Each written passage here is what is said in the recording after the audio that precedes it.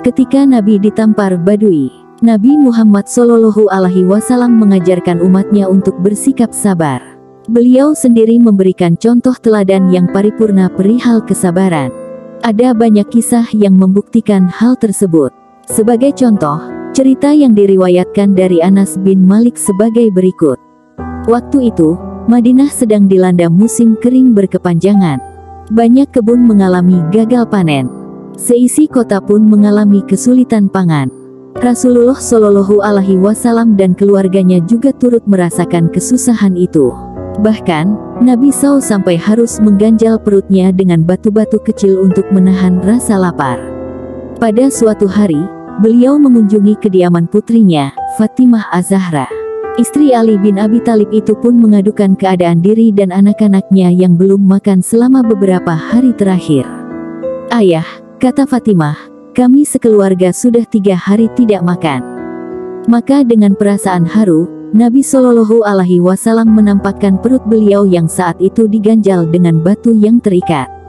"Fatimah, bila engkau sudah 3 hari tidak makan, ayahmu sudah 4 hari, kata beliau. Nabi Shallallahu Alaihi Wasallam pun pamit dari rumah tersebut sembari bergumam, memikirkan keadaan mereka. Aduh kasihan, Hasan dan Husain sangat lapar.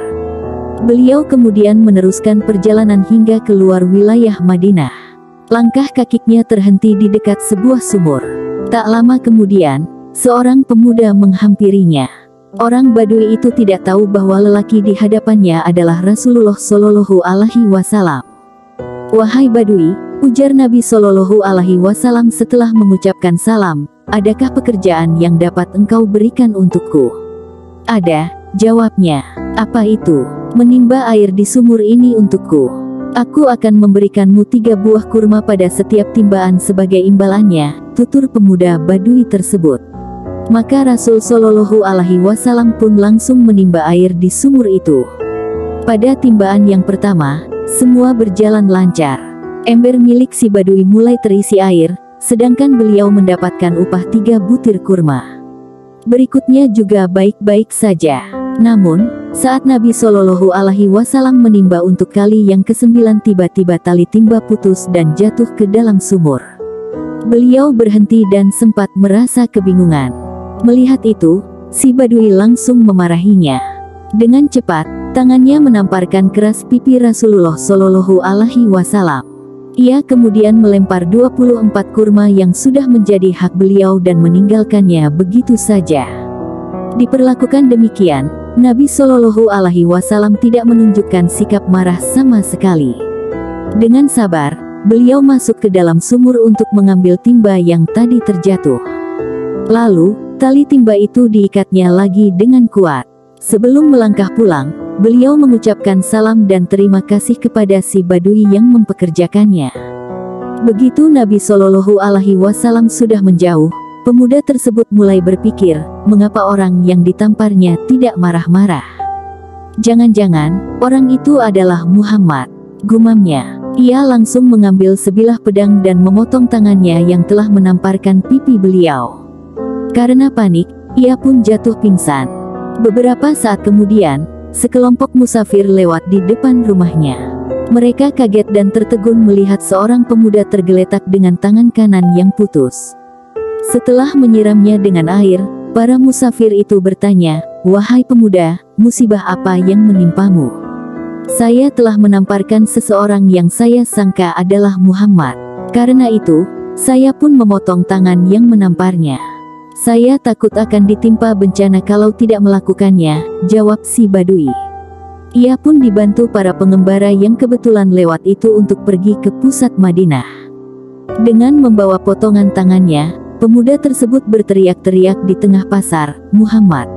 Muhammad!" Rasulullah Shallallahu Alaihi Wasallam yang sedang memberikan kurma kepada Hasan dan Husain mendengar seruan itu.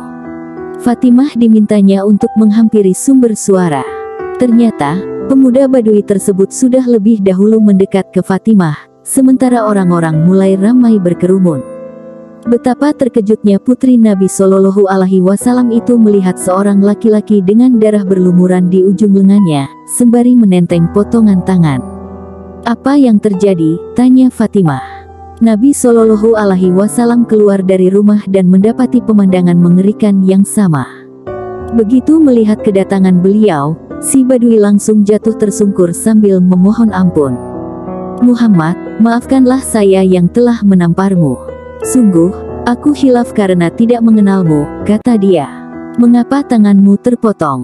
tanya beliau. "Celakalah tanganku yang telah menyakitimu," jawabnya.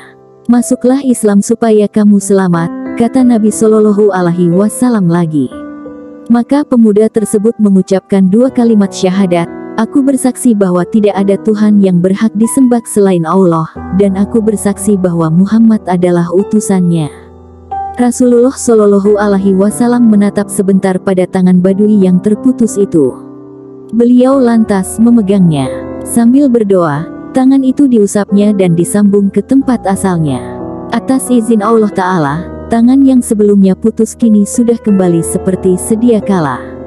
Betapa gembiranya pemuda Badui tersebut.